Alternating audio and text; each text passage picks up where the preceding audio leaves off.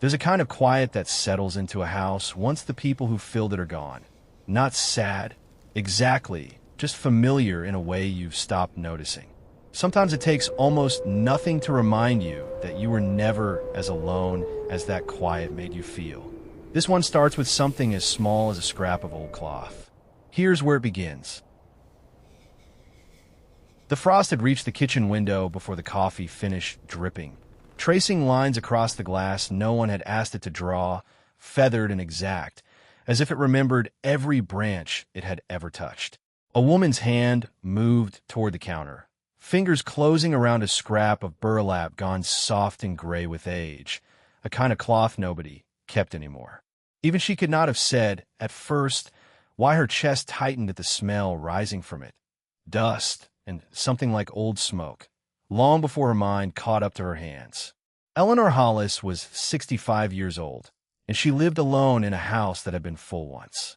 The kitchen still held the shape of a family in it, a table built for 6, chairs worn smooth in places no single person could wear smooth alone, a row of coat hooks by the back door, where only one coat hung now, instead of the 4 or 5 that used to crowd it every winter. She had thought, more than once, of taking the extra chairs to the barn, of clearing space that no longer needed clearing for anyone. She never had. Some habits outlast the reasons for them, and she had stopped questioning which of hers still served a purpose and which simply refused to leave. She stood at the counter with the burlap scrap between her fingers, the same scrap she had kept in a drawer for longer than she let herself remember, and she lifted it to her face. The smell was raw and coarse, jute gone thin with decades, and underneath it, faint as a held breath, something like rope smoke. It was not a pleasant smell. It was not meant to be, but it pulled at something low in her chest, a string tied 50 years back that had never quite come loose. Outside, the orchard her grandson now managed sat white with the same frost that had painted her window. Late frost, in a season that should have known better. She had heard him on the phone the night before, voice tight, talking about covers and smudged pots and whether the young trees would hold. She had not told him what she knew. She had only listened and gone to bed and dreamed in fragments of a night she had not thought about on purpose in years. She set the burlap down. She did not need to close her eyes for the memory to come. It came the way frost comes, quietly from the edges until the whole window was covered. Mornings in that kitchen had a rhythm now that belonged to one person only. Eleanor rose before the light most days, out of habit more than need, and made coffee for a full pot, though she never drank past the second cup. She had learned, over the years since the house emptied out, to fill the silence with small tasks, wiping a counter already clean, straightening a stack of mail that did not need straightening. The way a person learns to fill a held breath with something, anything, so it does not feel like holding.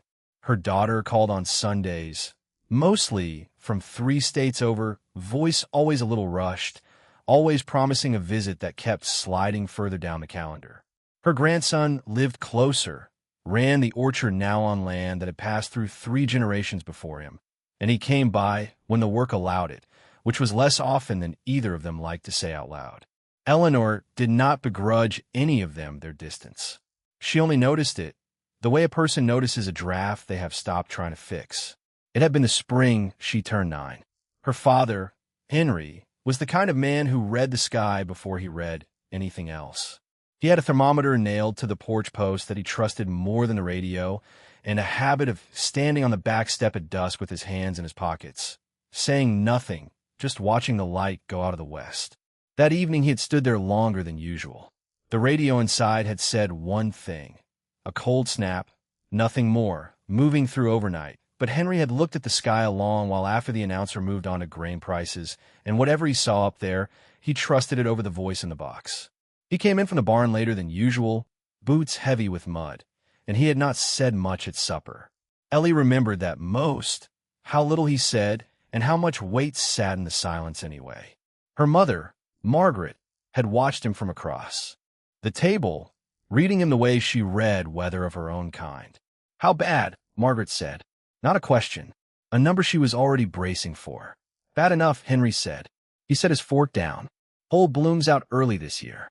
1 hard frost tonight, and we lose the crop before it starts. Ellie sat very still. 9 years old, she understood loss mostly as a shape.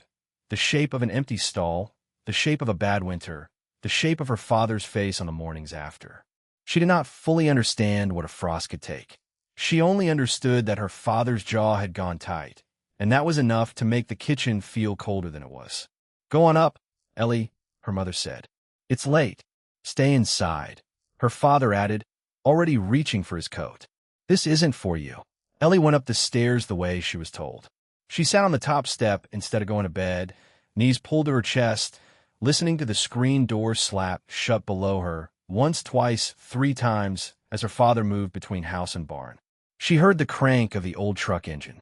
She heard her mother's voice on the phone in the hall, low and fast, saying a name, Hooper, and then another, and another. The telephone in the Hollis house hung on the wall between the kitchen and the hall, and its cord only stretched far enough for Margaret to pace 3 steps in either direction while she talked. Ellie had heard that cord stretched thin plenty of times before. Over sick cattle, over a roof that needed mending before money existed to mend it.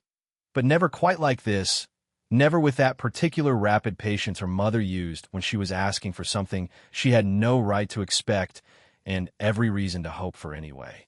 "Frost warning, hard one," Margaret said into the receiver, and a pause. And then, "Henry says the whole bloom's out early. We'd be grateful for any hands you can spare." Another pause, longer this time, and something in her mother's shoulders eased before she'd even hung up, because whatever answer had come back down that line had clearly been the one she was hoping for. She dialed again before the receiver had fully settled in its cradle, and again after that. By the 3rd call, Ellie understood, without being told anything directly, that the trouble sitting over their farm that night was not going to stay only theirs. Out on the porch, Henry stood with a lantern already lit, looking toward the tree line as though counting something only he could see. Margaret joined him there between calls, just for a moment, her hand finding his sleeve the way it always did when words weren't the tool the moment called for. Neither of them said anything. They had been married long enough to know that some nights asked for company, not conversation, and this was going to be one of the long ones. By the time she gave up on sleep and crept to her window, the yard below was no longer dark. Lanterns moved between the trees like slow, low stars. She could see her father's shape near the tool shed, and beside him a bigger shape she recognized even at that distance, broad through the shoulders, moving without hurry. Silas Hooper. He farmed the next section over, and he had a laugh Ellie could pick out from a full church, though there was no laughing in the yard that night. More lanterns came up the lane after him. She counted 4 sets of headlights before she lost count entirely. Nobody had asked them to come. Nobody needed to. Down in the yard, though Ellie could not hear the word from her window, she would learn later how the exchange had gone, because her father told it once, years afterward, the way men tell the one story that stays with them. Silas Hooper had climbed out of his truck still buttoning his coat and crossed straight to Henry without any greeting at all. No handshake, no how do you do, just how many rows. And Henry had told him, and Silas had nodded once, turned back toward his truck bed for the sacks and tools he'd already loaded before he'd even finished hearing the answer, as if the number of rows had only ever been going to change how long the night was, never whether he'd stay for it. That was the whole of it. No thanks exchanged, none owed. Just 2 men who had known each other's fence lines for 20 years, agreeing without discussion that one man's bloom was worth losing a night's sleep over, because the arithmetic of a farming county ran on a ledger no bank kept, a ledger of nights like this one, paid back not to the man who'd given them but forward to whoever needed them next. The philosophy of it, the plain arithmetic of one man's bloom being every man's harvest a year from now, meant nothing to a 9-year-old at a window. What she understood was simpler. Her father was not alone out there anymore, and something about that made her chest loosen in a way she didn't have a word for yet. She was down the stairs and out the back door before she decided to be. Later, she would never be able to say exactly when the decision had happened, whether it had come somewhere on the stairs or at the window, or the moment she saw Silas Hooper's shape join her father's in the lantern light. It did not feel at 9 like disobedience.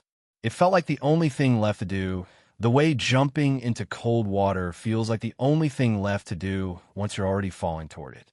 The cold hit her first, sharper than the cold indoors, sharper than she expected. The air smelled of kerosene and green was starting to catch, and underneath it, everywhere, that same raw, coarse smell that would live in her for the rest of her life. Burlap, dozens of sacks of it, stacked and ready to be soaked and dragged between the rows. Ellie, her mother's voice, close behind her, not sharp, just tired. Your father said stay in. I want to help. Margaret looked at her for a long moment. Behind her, out among the trees, a man's voice called for more water, and another called back that they were bringing it. The night was already too full and too fast for a mother to argue a child back to bed. Then help, Margaret said. Carry water. Nothing more. You stay where I can see you. It was not what Ellie had imagined helping would look like. She had imagined something closer to her father's work, climbing, hauling, deciding. What she got instead was a bucket, half her height, handed to her by a neighbor woman she barely knew, and a line of men calling out for more, over here. She carried water. She carried it from the pump to the first row, then from the first row to the second, her arms burning long before the sky showed any sign of lightning. The pump handle stuck at the top of its swing every third pull, a small stubbornness she learned to work around within the first 10 minutes, the way she would later learn to work around every stubborn thing on that farm without ever once thinking to complain about it.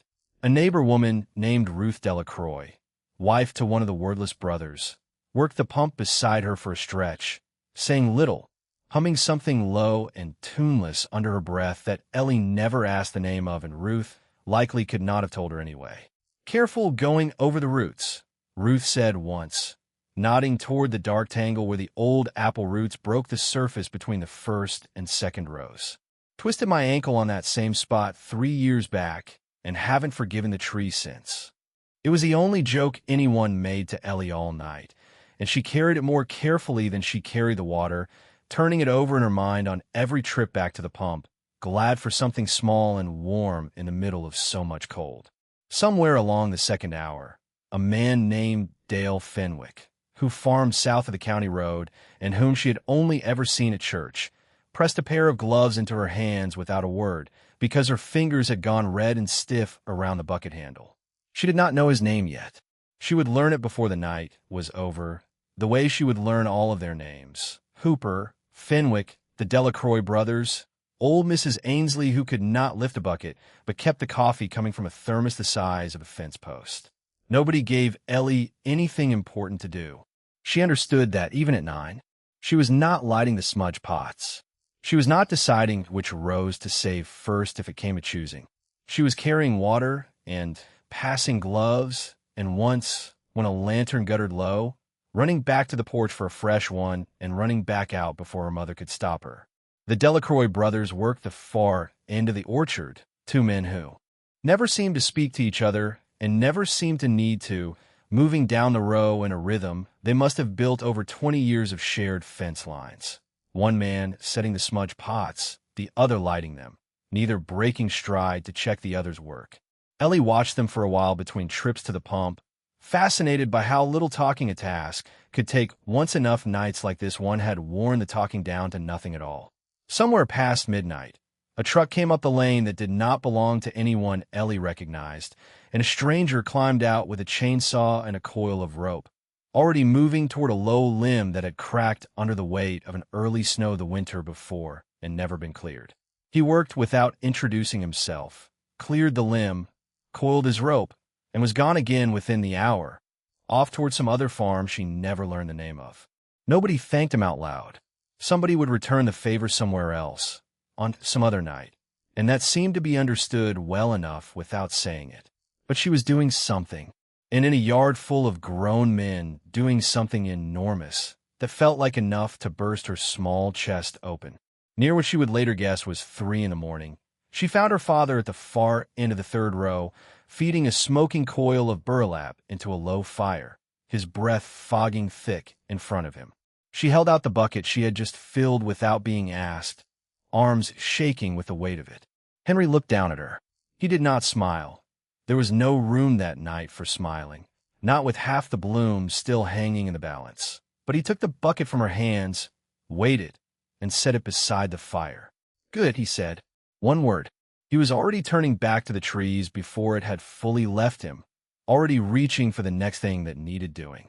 Ellie stood there a moment longer than she needed to, water gone from her hands, cold working its way up her arms, and something warm working its way up everywhere else. She did not know the word for it yet. She would spend the better part of her life learning it, unlearning it, and learning it again. She went back to the pump because there was still water to carry and no reason yet to believe the night was over.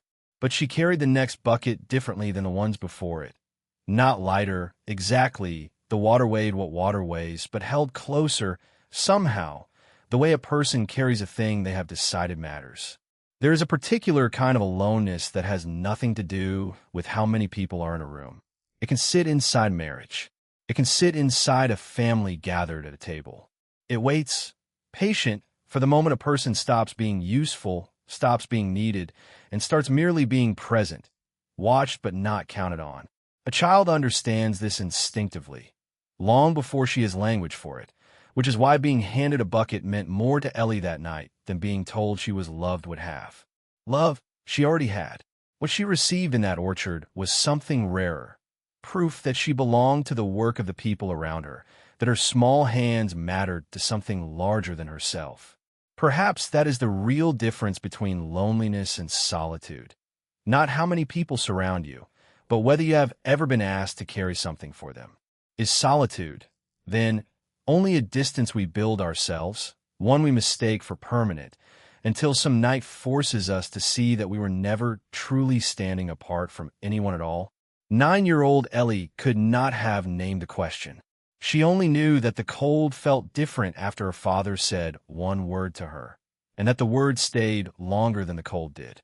The hours after that thickened and blurred the way long night hours do, one bucket folding into the next, one row into the row before it, until Ellie could no longer have said how many trips she had made to the pump or how many times Ruth Delacroix had hummed the same nameless tune beside her. She knew only that her arms had stopped burning and gone instead to a kind of steady numbness, and that somewhere in that numbness she had stopped thinking of the work as work at all. It had become simply what the night was made of, smoke and cold, and the sound of buckets, and her father's shape moving between the rows like something the orchard itself had grown. By 4 a.m, the fires had burned low and steady, tended now more than fed, and the men moved between the rows with less urgency and more watching. The sky over the eastern fence line had not yet lightened, but something in the air had shifted. The wind had dropped, or the cold had leveled off, or both, and there was a kind of held silence in the orchard that Ellie would recognize for the rest of her life as the sound of people waiting to find out if their work had been enough.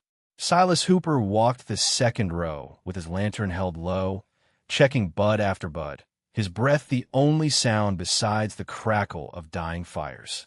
He straightened to the end of the row and called back toward the tool shed, voice cracked with cold and hours awake. "Henry, come look at this." Ellie followed her father, half running to keep his pace, her mother's hand briefly on her shoulder and then letting go, because there was no more sending her back now. The blossoms on the second row hung heavy and unhurt, white against the dark wood, not one curled or blackened at the edges the way frost-killed bloom curled and blackened. Henry touched one, carefully, the way a man touches something he is afraid to hope about too soon. Third rose the same, someone called from further down. Then another voice, further still, fourth's holding. Ruth Delacroix walked the fifth row herself, lantern swinging low over each branch, calling back numbers instead of words. Bloom counts she and her husband had apparently kept in their heads all season without either of them mentioning it, and every number came back close enough to hold that nobody bothered arguing over the exact count. Dale Fenwick checked the sixth alone, moving slower than the rest now that the danger had passed, and there was no more reason to hurry, running a thumb along one blossom after another as though he needed the feel of them as much as the sight. Only the seventh row, furthest from the house and hardest to reach with buckets, showed any real damage, a scattering of blackened edges along its western. side, where the smoke from the fires had thinned out before it could do its work. Henry walked that row last, quiet, counting the loss the way a man counts a debt he can afford. It was not nothing. It was also, against what the night might have taken, close enough to nothing that nobody dwelled on it past a glance and a shake of the head.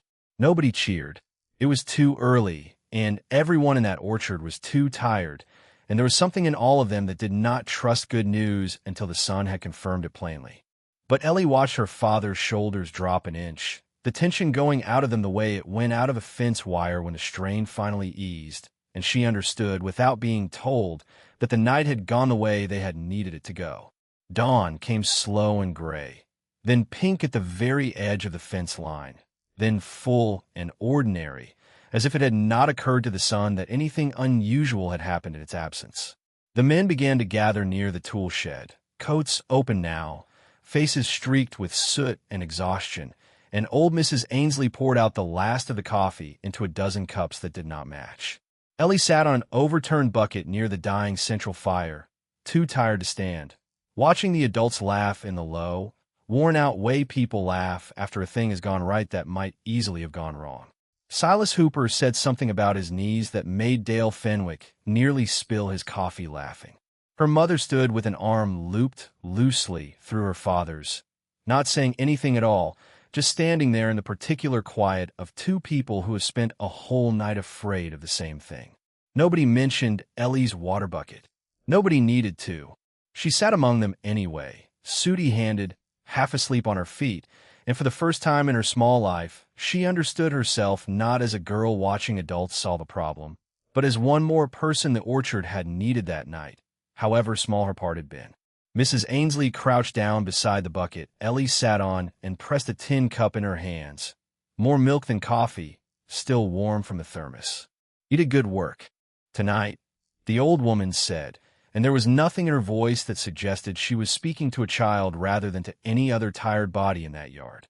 Ellie wrapped both hands around the cup and said nothing because there was nothing that needed saying back. The Delacroix brothers came up the row together, checking their end of the orchard the same wordless way they had tended it, and one of them lifted a hand toward Henry.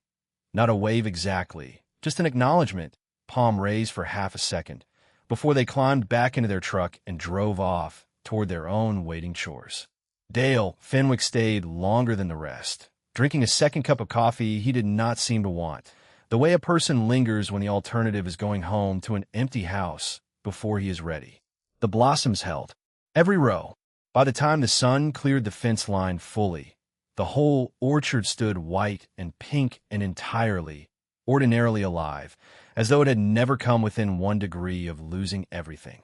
Eleanor stood at her kitchen window a long time before she noticed her coffee had gone cold beside her. The frost outside had not melted yet, not fully. It still traced the edges of the glass and the same feathered lines it had drawn at dawn. But the sun was climbing now behind her grandson's orchard, and she could see, faintly, the shape of young trees standing in careful rows where the old ones once had. Different trees, different frost, the same waiting. She set the burlap scrap on the counter, not back in its drawer, and for a moment let her palm rest flat against the cold glass, the way she had rested it against a bucket handle 55 years before. She had not been entirely alone in that kitchen for the length of one long memory, and something in her chest had loosened the way it had loosened once beside a low winter fire. The phone rang while she still stood there, and she crossed the kitchen to answer it without hurrying, the cord catching briefly on the drawer handle the way it always did. "Grandma!" Her grandson's voice, rough with no sleep, but lighter than it had been the night before. Blossoms held. Every row we covered, anyway lost. A little on the far corner we didn't get to in time, but it's nothing we can't work around. "I know," Eleanor said. A pause on his end, the kind that asked a question without asking it. "You couldn't have known that yet." "I know the orchard," she said, which was true enough, and let it stand as the whole answer. "Get some sleep before you drive back out there." He said he would, though they both knew he wouldn't, not for hours yet, and he was gone from the line almost as soon as he'd come onto it, back out to trees that needed him more than the phone did. Eleanor set the receiver back in its cradle and returned to the window, where the frost had thinned further still, the sun climbing higher now behind the young trees, standing careful and orderly where the old rose once had. On the glass in front of her, a bead of dew broke free from the frost's thinning edge and began its slow slide downward, catching the light. It moved through the faint, doubled reflection of her own face in the pane, blurring it for a moment into something that could have been a woman of 65 or a girl of 9, before the drop ran clear past the bottom of the glass and disappeared into the warm gold pooling along the sill. Where are you watching this from tonight? And has anyone ever handed you something as small as a single word, like Ellie's father did, and made you feel like you truly belonged? We read every comment you leave. See you in the next story.